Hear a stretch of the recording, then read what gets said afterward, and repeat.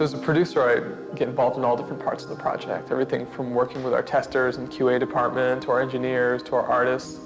Really everything that goes into the game, I get involved with at some point or other, and to make sure that overall the game is meeting our production objectives, and it's on time, it's on budget, and we're overall making sure that we have a really high level of quality, because in the end of the day, that's really it's really important to us to make sure that we have a great level of quality on this project.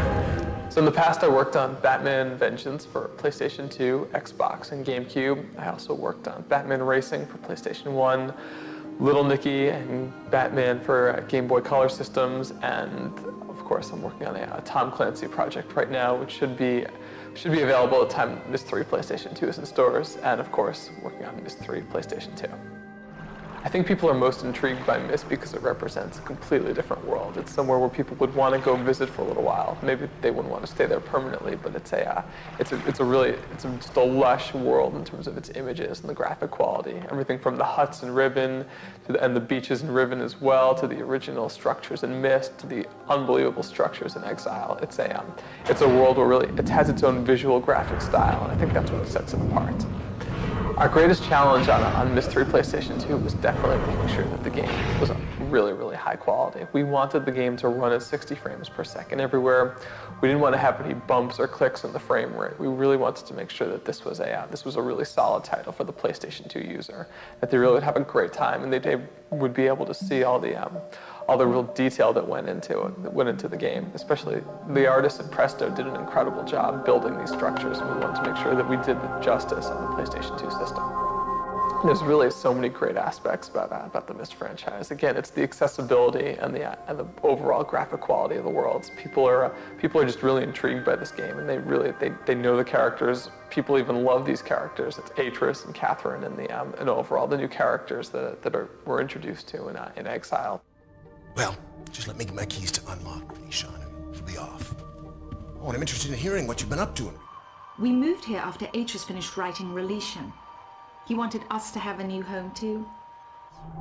20 long years alone. We had a really big challenge when we were given this project to make sure that it lived up to the expectations of the title in terms of final quality.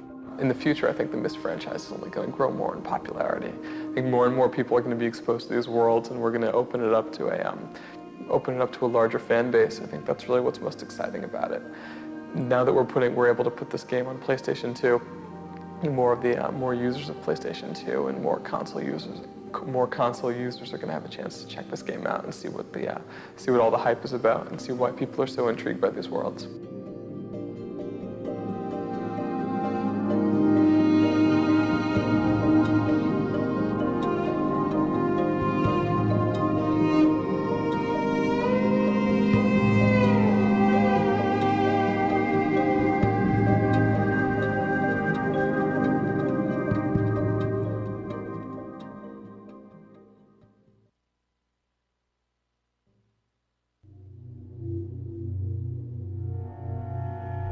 My responsibility as lead programmer on Myst 3 PS2 was basically to work with the programmers in order to use the assets of the PlayStation 2 to get the best possible version. In the past, I worked on Batman Vengeance for the PlayStation 2. I also worked as lead programmer on the Xbox version of the game, and now I work on Myst 3 Exile on PS2. Our greatest technical challenge on Myst 3 PS2 was to be able to fit the game into the 32 megs of memory of the PlayStation 2. Considering the fact that the PC version of the game required 64 megs of memory, the challenge was to be able to do this without affecting the game negatively. Here we get to see information on the different data streams that are active. Those streams are basically data flowing from the DVD to the PS2's main memory. In this case, one represents Catherine's movie while the other represents the music. The technical feature I'm most happy with in Myst 3 PlayStation 2 is definitely the fact that we were able to keep the loading times relatively short, considering the huge amount of data involved in the game. So most players don't like to wait after a loading bar, so that was a very important feature for us. We also have a lot of debugging information available to help us do our work. For example, I can display the frame rate. Here you can read 59.9 FPS, but that's really 60 frames per second.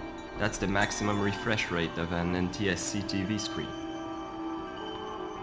What you're seeing now is basically the naked cube on which the environment is projected. You can see the animated characters. I'll activate the background display, and it looks just like the retail version. Personally, I think the graphic quality in Mystery is outstanding. The computer-generated creatures in particular are very impressive.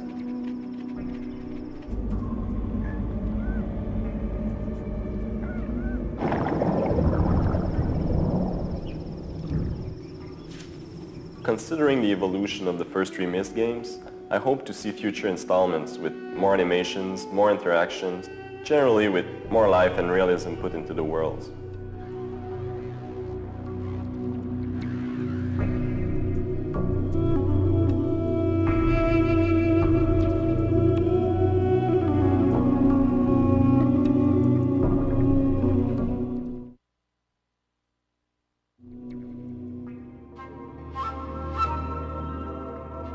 I work as a sound designer on several PC, PlayStation and GameCube projects, such as Hype the Time Quest, Laura's Happy Adventures, Alex at the Farm, Jungle Book Rhythm and Groove, and Tarzan Untamed. And finally, I've worked on Mystery Exile for PlayStation 2. People like the astonishing quality of the graphic environment and the storyline too. Everybody likes being a part of a mysterious adventure. And that sensation of being clever after solving a tough puzzle. We like to think that we are intelligent when solving an enigma. Maze, looking for some sign that'll help you save your world.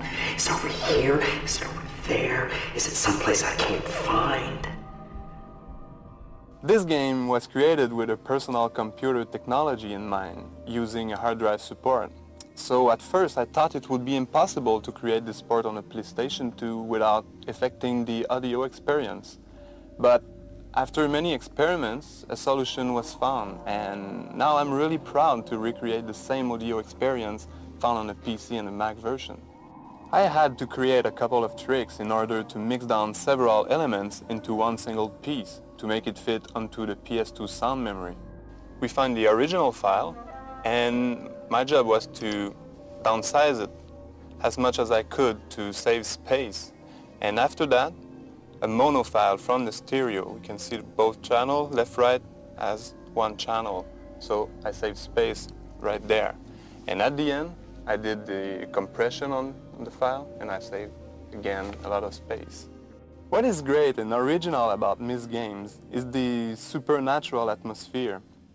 It feels like it could be a real world, since it has so many similarities to it.